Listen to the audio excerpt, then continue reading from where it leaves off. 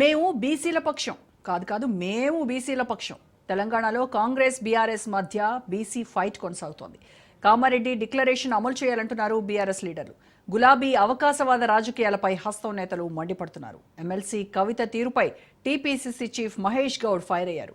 బీసీలపై బీఆర్ఎస్ది కపట ప్రేమ అన్నారు. దమ్ముంటే బీఆర్ఎస్ అధ్యక్షులుగా బీసీని ఎంపిక చేయగలరా అంటూ మహేష్ గౌడ్ సవాల్ విసిరారు.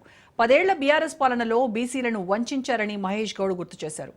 బీసీలకు మేలు జరగాలంటే కాంగ్రెస్తోనే సాధ్యమన్నారు. కేబినెట్లో బీసీలకు అధిక ప్రాధాన్యత ఇచ్చామన్నారు. నిజానికి కాంగ్రెస్ టార్గెట్గా బీఆర్ఎస్ ఎమ్మెల్సీ కవిత అడుగులు వేస్తున్నారు. బీసీల కోసం ధర్నా చేసేందుకు ప్రణాళికలు రచిస్తున్నారు. ఇక లోకల్ బాడీ ఎలక్షన్స్లో బీసీలకు అన్యాయం చేస్తే ఊరుకోమని హెచ్చరించారు కవిత. దీంతో ఇంతకీ బీసీ బంధు ఎవరంటూ తెలంగాణలో చర్చ జరుగుతోంది. రాజకీయాల కోసం కాకుండా తమ బతుకులు మార్చేలా చూడండి అంటున్నాయి బీసీ సంఘాలు. మరింత సమాచారం మా ప్రతినిధి చిదంబర్ లైవ్లో అందిస్తారు. చిదంబర్, కాంగ్రెస్ బీఆర్ఎస్ ఇద్దరూ కూడా బీసీ ఎజెండా ఎత్తుకున్నారు. ఇటువైపు కవిత బీసీలకు అండగా పోరాటాలకు సిద్ధమవుతూ ఉంది.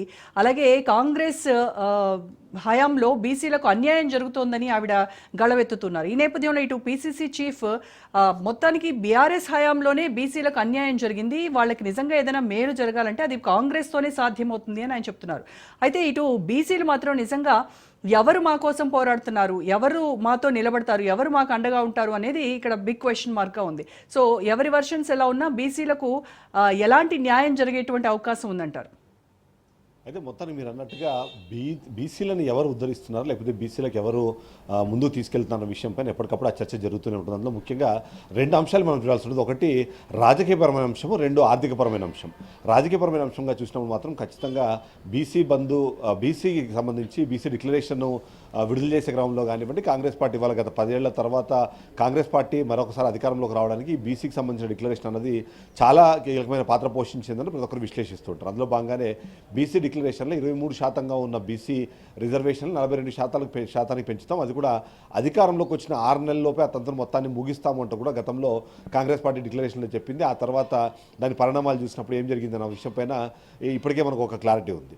అదే సందర్భంలో ఆర్థిక పరంగా చూసినప్పుడు కూడా బీసీకి సంబంధించిన ఏదైతే సప్లాన్ ఉందో ఆ సప్లాన్ని అమలు చేసే క్రమం కానివ్వండి, లేకపోతే బీసీలను ఆర్థికంగా ముందుకు తీసుకెళ్లే క్రమంలో ఎలాంటి వడ్డీ అలాగే ఎలాంటి గ్యారంటీ లేకుండా 10 లక్షల దాకా రుణాలు ఇస్తామంటూ కూడా గతంలో బీసీ డిక్లరేషన్లో కాంగ్రెస్ పార్టీ చెప్పిన నేపథ్యం మనకు కనిపిస్తుంది. ఈ 2 అమలు కావట్లేదు. ఈ 2 అమలు అవ్వాలి అంటే ఖచ్చితంగా మరొకసారి ప్రతిపక్ష పార్టీగా ఉన్న బీఆర్ఎస్ తన ఫోర్స్ చూపించాలన్న ఒక ప్రయత్నాన్ని అయితే మరొకసారి చేసినట్టుగా మనం ఇక్కడ విశ్లేషించాల్సిన అవసరం ఉంది. అందులో ముఖ్యంగా చూస్తే 2 పార్టీలు 2 వర్షన్స్ వినిపించే ప్రయత్నం చేస్తే, ఒకటి మేము అధికారంలో ఉన్నప్పుడు బీసీలకు మంచి జరిగింది, మీరు అధికారంలోకి వచ్చిన తర్వాత బీసీలకు అన్యాయం జరుగుతుంది అని 2 పార్టీలు చెప్పుకునే ప్రయత్నం చేస్తాం. అందులో ముఖ్యంగా చూస్తే మాత్రం ఏదైతే కల్వకుంట్ల కవిత ఉన్నారో కవిత ఇప్పుడు ఎలక్షన్లు అంటే ఏదైతే స్థానిక సంస్థల ఎలక్షన్లు కానివ్వండి, అలాగే జీహెచ్ఎంసీ ఎలక్షన్లు జమిలీ ఎన్నికలు వస్తున్న నేపథ్యంలో ఎక్కువ అంటే ఏదైతే రాజ్యాధికారానికి దగ్గర చేసేవాళ్ళు కానీ దూరం చేసేవాళ్ళు కానీ బీసీలు అన్న విషయం ప్రతి ఒక్క పార్టీకి తెలుసు. కాబట్టి ఆ బీసీలను ప్రసన్నం చేసుకోవడానికి ఇప్పుడున్న అవకాశాల్లో మొదటి అవకాశం ఏదైతే కాంగ్రెస్ పార్టీ గతంలో కామారెడ్డిలో ఏదైతే బీసీ డిక్లరేషన్ని ప్రకటించిందో దాన్ని అమలు చేయాలి, అమలు చేయని నేపథ్యంలో మేము ఉద్యమానికి సిద్ధమవుతామంటూ కవిత చేయడం ఒక ప్రాధాన్యత సంతరించుకుంటూ, అదే సందర్భంలో కాంగ్రెస్ పార్టీ కూడా గతంలో అధికారంలో ఉన్నప్పుడు కానివ్వండి, ఇప్పుడు అధికారంలోకి వచ్చిన తర్వాత కానీ పూర్తి స్థాయిలో బీసీలకు న్యాయం చేసే పార్టీ కాంగ్రెస్ పార్టీ అని చెప్పి వీళ్ళు చెప్పే ప్రయత్నం చేస్తున్నారు.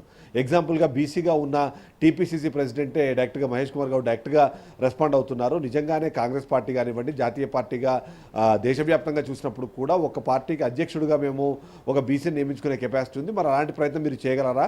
అంతేకాకుండా ఏదైనా పదవులు ఇవ్వాలన్నా సరే, ఏదైనా సరే వాళ్ళకి మంచి చేయాలనుకున్నప్పుడు కాంగ్రెస్ పార్టీ కానీ ఒకవేళ అనుకుంటే దాన్ని చేయడానికి అవకాశం ఉంటుంది. కానీ బీజేఎస్ పార్టీలో ఆ పరిస్థితి లేదు అనే విధంగా వాళ్ళు చెప్పే ప్రయత్నం చేస్తున్నారు. ఎలా చూసినా సరే బీసీలకు మేము న్యాయం చేస్తామంటే నేను న్యాయం చేస్తామంటే ఇద్దరు మాట్లాడుతున్నారు. బట్ బీసీలు ఓవరాల్గా చూస్తే మాత్రం ఎవరి వల్ల న్యాయం జరిగింది, ఎవరి ద్వారా ఇప్పుడు అన్యాయం జరుగుతుందనే విషయంపైన వాళ్ళ క్యాలిక్యులేషన్లు వాళ్ళకు ఉన్నాయి. బీఆర్ఎస్ పార్టీ ఖచ్చితంగా కొన్ని ఏవైతే మనం చూస్తున్నామో కొన్ని సంక్షేమ పథకాలు, ముఖ్యంగా ముదిరాజులకు చేపలు కానివ్వండి, లేకపోతే గొర్రెలుగా ఇవ్వడం కానివ్వండి, ఇలాంటి కొన్ని కార్యక్రమాలు ఆ సంక్షేమ పథకాలను అందించే క్రమంలో బీఆర్ఎస్ పార్టీ ముందుంది. కాబట్టి దాన్ని గుర్తు చేసే ప్రయత్నము మరోసారి ఒకసారి కవిత చేస్తుంటే బట్ తద్వారా చాలా స్కాములు జరిగాయి. దాంట్లో జరిగిన లాభం కన్నా ఆ పేరుతో జరిగిన అవినీతి ఎక్కువగా ఉందంటే కాంగ్రెస్ పార్టీకి కూడా ప్రజలకు తీసుకెళ్లే ప్రయత్నం చేస్తుంది.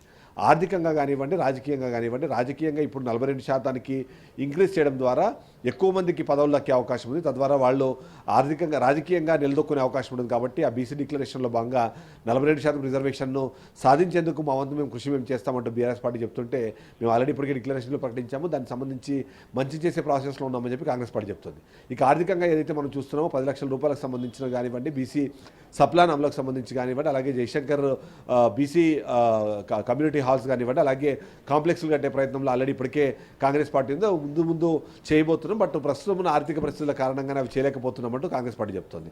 ఎలా చూసినా సరే బీజేపీ ఓవైపు బీఆర్ఎస్, మరోవైపు కాంగ్రెస్ పార్టీ ఇలా బీసీలకు మేము మంచి చేస్తున్నామని చెప్తుంటే, బీజేపీ పార్టీ కూడా మధ్యలో ఏమీ ఆగట్లేదు. బీజేపీ పార్టీ కూడా తన వంతుగా బీసీలకు ఒక పాజిటివ్ దృక్పథాన్ని తీసుకొచ్చే ప్రయత్నం చేస్తుంది. ఓవైపు ప్రధానమంత్రిగా బీసీ చేసిన పార్టీ, ప్రధానమంత్రిగా ఒక బీసీని చేసిన పార్టీగా బీజేపీ ఉంది. అంతేకాకుండా 2023 ఎన్నికల సమయంలో కూడా తెలంగాణ రాష్ట్రానికి బీసీ ముఖ్యమంత్రిని చిదంబరం అయితే బీసీల కోసం చేపట్టినటువంటి ఈ ఎజెండాలో, బీసీల కోసం చేస్తున్నటువంటి ఈ పోరాటంలో ప్రధానంగా చూస్తే కవిత కామారెడ్డి డిక్లరేషన్ అమలుకై పట్టుబడుతూ ఉన్నారు.